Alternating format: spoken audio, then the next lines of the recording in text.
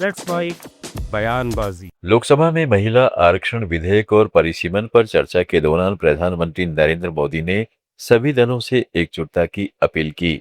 उन्होंने विपक्ष से कहा कि अगर आप इसका विरोध करेंगे तो स्वाभाविक रूप से राजनीतिक लाभ मुझे मिलेगा। मोदी ने कहा कि हमें क्रेडिट की कोई चाहत नहीं है और यह बिल पारित होते ही मैं विज्ञापन जारी कर सभी दलों का धन्यवाद दूंगा।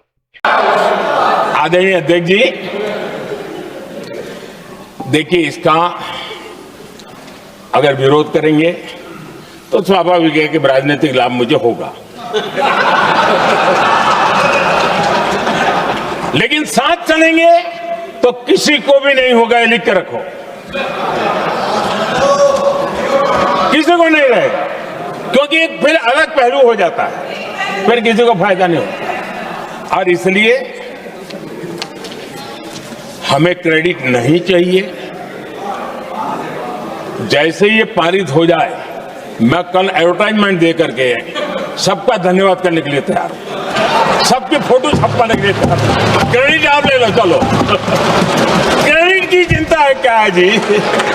ले लो ना क्रेडिट। आपको जिसकी फोटो छपवानी है सरकारी खर्चे से हम करवा देंगे। उधर विधेयक पर चर्चा के दौरान प्रियंका गांधी ने ऐतिहासिक तथ्य गिनाते हुए कहा है कि महिलाओं को समान अधिकार देने की शुरुआत नेहरू परिवार से हुई थी। उन्होंने बताया कि 1928 में मोतीलाल नेहरू ने सर्वदलीय सम्मेलन की अध्यक्षता में नेहरू रिपोर्ट तैयार की, जिसमें 19 मौलिक अधिकारों की सूची शामिल थी, जो महिलाओं सहित सभी नागरिकों के लिए समान वोट का अधिकार और सामाजिक आर्थिक न्याय सुनिश्चित करते थे। पक्ष के साथियों को शायद ये बात पसंद नहीं आएगी, लेकिन इसका ऐतिहासिक बैकग्राउंड ये है कि इसकी शुरुआत भी नेहरू नाम के एक व्यक्ति ने ही की।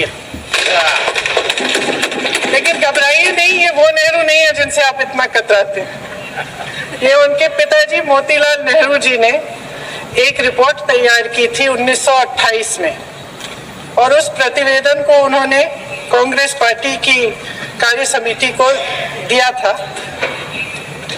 वो एक समिति के अध्यक्ष थे। उसमें उन्होंने 19 मूल अधिकारों की सूची बनाई थी। 1931 में सरदार पटेल जी की अध्यक्षता में कांग्रेस अधिवेशन हुआ था कराची में। उस कराची अधिवेशन में इस प्रस्ताव को पारित किया गया और वहीं से ये शुरुआत हुई कि महिलाओं का समान अधिकार हमारे देश की राजनीति में शामिल हुआ। उसी समय one vote one citizen one value का सिद्धांत भी हमारी राजनीति में स्थापित हुआ। समाजवादी पार्टी के राष्ट्रीय अध्यक्ष अखिलेश यादव ने लोकसभा में महिला आरक्षण और परिसीमन विधेयक पर कहा कि लोकसभा की 120 सीटें होने जा रही हैं और यूपी विधानसभा की अगर 600 सीटें हो रही हैं तो उसमें भी कहीं ऐसा तो नहीं कि कोई साजिश और षड्यंत्र हो। उन्होंने चेतावनी भरे लहजे में कहा कि अगर षड्यंत्र रहा तो जैसे भाजपा अयोध्या में हारी, इस बार पूरे उत्तर प्रदेश में हार जाएगी। क्योंकि उत्तर प्रदेश में 120 सीटें तो लोकसभा की होने जा रही हैं और विधानसभा की सीटें तो अगर 600 हो रही हैं, अगर 600 हो रही हैं तो कहीं ऐसा तो नहीं अध्यक्ष महोदय उसमें भी कोई साजिश षड्यंत्र हो? जो षड्यंत्र हम लोगों को समझ में नहीं आ रहा हो, और अगर षड्यंत्र रहेगा तो जैसे अयोध्या हारे आप, एक बार फिर उत्तर प्रदेश आप हार जाएंगे। और 33% सीटें कौन सी होंगी? आप अगर सीट रिजर्व कर देंगे, कॉन्स्टिट्यूंसी रिजर्व हो जाएगी, तो अध्यक्ष महोदय ये महिलाओं के बीच ही कंपटीशन करा देंगे। अगर कॉन्स्टिट्यूंसी रिजर्व होंगी तो अध्यक्ष महोदय महिलाओं के बीच ही कंपटीशन हो जाएगा। महिला आरक्षण और परिसीमन विधेयक पर जवाब देते हुए गृह मंत्री अमित शाह ने कहा है कि इससे दक्षिण राज्यों को जरा भी नुकसान नहीं होगा। यह केवल जनसंख्या के अनुपात में सीटों का समायोजन है ताकि लोकसभा और विधानसभा सीटें बढ़ सकें। सम्मानीय अध्यक्ष जी, पूरी चर्चा पर सरकार का जवाब तो कल मैं दूंगा, परंतु अब तक जो चर्चा हुई है उसमें कुछ चीजें ऐसी उभर कर आई है जिसको सुनकर मुझे लगता है कि आज रात के लिए भी देश की जनता में कोई भ्रांति नहीं रहनी चाहिए। तो वो चीजों की स्पष्टता करने के मर्यादित उद्देश्य से मैं यहां पर खड़ा हुआ हूं। माननीय अध्यक्ष जी, एक सबसे बड़ा नैरेटिव खड़ा किया जा रहा है, भ्रांति फैलाई जा रही है कि ये जो 3 विधेयक है, संविधान संशोधन विधेयक और 2 कानून, डिलिमिटेशन का और संघ क्षेत्र के चुनाव के कानून में बदलाव, वो आने से दक्षिण की क्षमता लोकसभा में बहुत कम हो जाएगी और हमारे दक्षिण के राज्यों को बहुत बड़ा नुकसान होगा। मान्यवर, मैं बिल जो सदन के सामने है, अब सदन की प्रॉपर्टी है, इसका प्रैक्टिकल इंटरप्रिटेशन कर कुछ चीजों को मैं बताना चाहता हूं। कर्नाटक राज्य में 543 के सदन में अभी 28 सीटें हैं और सदन की 543 सीटों की संख्या के हिमाचल प्रदेश के मुख्यमंत्री सुखविंदर सिंह सुक्खू ने लोकसभा में महिला आरक्षण विधेयक पर भाजपा की मंशा पर सवाल उठाते हुए कहा है कि भाजपा परिसीमन के नाम पर केवल राजनीतिक लाभ कमाने की कोशिश कर रही है। देखिए, महिला आरक्षण बिल पर तो दिल्ली के हमारे नेता काफी बोल चुके हैं, लेकिन परिसीमन के ऊपर जो राजनीतिक रोटियां सेकने की बात चल रही है वो नहीं होनी चाहिए। महिला आरक्षण कांग्रेस पार्टी चाहती है। श्रीमती सोनिया गांधी जी ने राज्यसभा में पहली बार महिला आरक्षण बिल पास किया था और हम चाहते हैं, राजीव गांधी ने 73 में और 74 में संशोधन में पंचायती राज संस्थाओं में पहली बार महिलाओं को 33% का आरक्षण दिया था। चाहे जिला परिषद का चुनाव था, चाहे बीडीसी का चुनाव था, चाहे पंचायत का चुनाव था, चाहे यूएलबीज में नगर परिषद का चुनाव के उपाध्यक्ष का चुनाव था, चाहे काउंसलर के चुनाव थे। अगर किसी पार्टी ने महिलाओं के उत्थान के लिए कार्य किया है तो कांग्रेस पार्टी ने किया है और अब जो हमारे एआईसीसी के नेतृत्व है और जो एमपी है उस पर अपने विचार रखेंगे। असम के मुख्यमंत्री हेमंत बिस्वा शर्मा ने पश्चिम बंगाल में टीएमसी के नॉनवेज बैन के दावों पर जवाब दिया है। उन्होंने कहा है कि असम में 10 साल से भाजपा की सरकार है, लेकिन लोग आज भी मछली, मांस और अंडे सहित नॉनवेज बिना किसी रोक टोक के खाते हैं। उन्होंने सवाल उठाया कि टीएमसी बंगाल में यह भ्रम क्यों फैला रही है कि भाजपा सत्ता में आई तो नॉनवेज बंद कर देगी। मुझे पहले बोलिए, आप लोग का कौन कौन असम गया है अभी तक? आप लोग गया है ना असम में? असम में कामाख्या मां होता है ना? होता है कि नहीं होते हैं? कामाख्या मां में बोली होता है कि नहीं होते हैं? आप लोग देखा है ना? बीजेपी आने का बाद बोली बंद हो गया है क्या? बंद हुआ है क्या? अभी बोली होता है कि नहीं होता है? असम का लोग मांस मांस खाते हैं कि नहीं खाते हैं? असम में लोग मांस खाए कि ना खाए? तो ममता जी क्यों बोल रहे हैं बीजेपी आने से मांस बंद हो जाएगा? ये क्यों बोल रहे हैं? बीजेपी आने का बाद असम में कोई मांस खाना बंद किया है क्या? कोई मांस खाना बंद किया है क्या? तो ममता जी क्यों झूठ बोल रहा है कि बीजेपी बंगाल में आने से ममता जी क्या बोल रहे हैं कि मांस बंद हो जाएगा?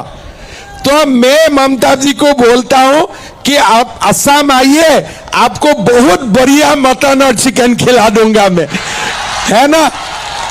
तो असम में 10 साल का बीजेपी का सरकार है। कोई दिन कोई लोग आपको बोला है क्या मांस बंद हो गया है असम में? किसी ने बोला है कि कामाख्या मां में बलि बंद हो गया है? नहीं बोला है ना, लेकिन ममता जी क्यों बोल रहे हैं मांस मांस बंद हो जाएगा? पश्चिम बंगाल में चुनाव प्रचार के दौरान उत्तर प्रदेश के मुख्यमंत्री योगी आदित्यनाथ ने दावा किया कि अब यूपी में उपद्रव नहीं है। उन्होंने कहा कि उत्तर प्रदेश में अब सड़कों पर नमाज नहीं होती, मस्जिदों से माइक की आवाज नहीं गूंजती और गोकशी की कोई घटना नहीं होती है। लगभग 7,000 से अधिक कारखाने बंगाल में हट गए, भाग गए, और उत्तर प्रदेश में पिछले 9 वर्ष में 17,000 नए कारखाने लगे हैं, बड़े बड़े कारखाने। एमएसएमई यूनिट यहां पे 16,000 से अधिक बंद हो गई। यूपी के अंदर 96 लाख एमएसएमई यूनिट लगी है। याद करिए, पहले उत्तर प्रदेश में जय श्री राम बोलने पर प्रतिबंध होता था, और अब तो विश्व का सबसे बड़ा हिंदू मंदिर अयोध्या में राम जन्मभूमि का बन करके खड़ा हो गया है। कोई रोक पाया? क्या कांग्रेस, कम्युनिस्ट और टीएमसी या इनके पार्टनर रोक पाए? ये डबल इंजन की स्पीड का ये लोग मुकाबला नहीं कर पाएंगे। इन लोगों के बस का नहीं है। आज यूपी में उपद्रव नहीं है, उत्सव है। नो कर्फ्यू, नो दंगा, यूपी में है सब चंगा। वहां सड़कों पे नमाज नहीं पढ़ी जाती है, वहां मस्जिदों से कोई माइक की आवाज नहीं आती है, वहां कोई गौकसी नहीं कर सकता है, वहां कोई लव जिहाद की घटना और लैंड जिहाद की घटना नहीं आ सकती। आती है तो इतनी सख्त कार्रवाई होती है कि 7 पीढ़ियां याद करती हैं। हंगरी के नवनिर्वाचित प्रधानमंत्री पीटर मैगियार ने सरकारी मीडिया चैनलों के खिलाफ कड़ा कदम उठाते हुए राज्य टेलीविजन और रेडियो के समाचार प्रसारण को तत्काल सस्पेंड कर दिया है। उन्होंने इंटरव्यू के दौरान स्पष्ट कहा है कि यह कार्रवाई तब तक जारी रहेगी जब तक चैनल निष्पक्ष रिपोर्टिंग का पालन नहीं करते। उन्होंने इसे पूर्व पीएम विक्टर ऑर्बन की प्रोपेगेंडा मशीन का हिस्सा बताते हुए झूठ का कारखाना करार दिया है। Benézek, és jó érzés itt lenni másfél évvel azután, 2024. szeptember 26 után, amikor utoljára itt jártam, amikor utána beengedték ide a legnagyobb pártnak a vezetőjét. Bocsásson meg, elnök úr, többször hívtuk önöket, erről e-mailek vannak, és nyilván ezt majd a két sajtóosztály egymás közt lelevelezi, mert ugye ezek az e-mailek megvannak. Szerkesztő asszony, ezt már a Kossuth ágyban eljátszottuk, 2026. januárig nem hívtak, be se engedtek. Ha esetleg elfelejtettek volna, volt itt tüntetés is, minden itt a Kunigund utcában, de semmi gond nincsen, nincs bennem személyes sértettség, sem azért, hogy önök itt reggel, délben, este gyaláztak személyemben, a családomat, a hozzám közel állókat, civil embereket. Azt, hogy a családját gyaláztuk volna, ezt ne haragudjon, de valamennyi kollégám nevében szeretném kikérni. Itt ebben a stúdióban többször elhangzott, hogy az én kiskorú gyerekeim nem állnak velem szóba, miközben velem élnek, és utána tegnap voltam velük, sok hét után először el tudtam velük megjegyzést. Nem hiszem, hogy ez műsorvezetőtől hangzott el. Minden esetre azt tudom önnek mondani, hogy nincs bennünk személyes sértettség, de a programunk egyik eleme az, hogy ennek a hazugsággyárnak a Tisza kormány megalakulása után vége van. Fel fogjuk függeszteni azonnal ezt a hazug hírszolgáltatást, amit folyik, és meg fogjuk teremteni a független, objektív, pártatlan feltételeket a többi parlamenti párttal, a többi szakmai szervezettel együtt, hogy ez a propaganda, ami itt folyt, megengedő befejezzem? Persze. Ha már így másfél évet vártam erre a pár mondatra. Nem állt szándékomban a szavába. Köszönöm szépen. Szóval meg fogjuk teremteni a független objektív. बयानबाजी में आज इतना ही, जुड़े रहिएगा let's mic के साथ। आप सुन रहे थे let's mike modern radio. Follow कीजिए हमें हमारे सोशल मीडिया प्लेटफॉर्म्स पर। It's time for news. It's time for Modern Radio. Presenting the first radio news app, Let's Mike. Let's Mike, a news-based app on your phone where you get to watch and listen news, talk shows, interviews, radio show podcasts. On Let's Mic, you get all relevant information of TV, print, radio, podcast, and digital. Let's Mic talks